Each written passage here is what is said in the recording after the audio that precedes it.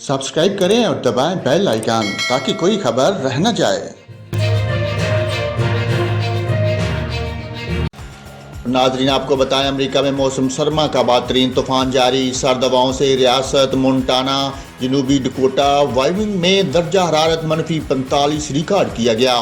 बर्फानी तूफान की वजह से अमेरिका भर में 8000 से ज़ायद परवाजें मनसूख कर दी गई, जबकि 25000 से ज़ायद ताख़ीर का शिकार हैं। तूफान से मुख्तलिफ हादसात में हलाक अफराद की तादाद 19 हो गई। सड़कों पर फिसलन से दर्जनों गाड़ियों को हादसात पेश आए। 15 लाख से ज़्यादा सार्फिन बिजली से महरूम हैं। महकमा मौसमियात के मुताबिक मशरक़ी रियासतों में इतवार तक सर्दी की शिद्दत बरकरार रहेगी। अमरीकी मीडिया का कहना है कि कई मशरक़ी रियासतों में दहाइयों बाद सर्द तरीन क्रिसमस मनाया जाएगा।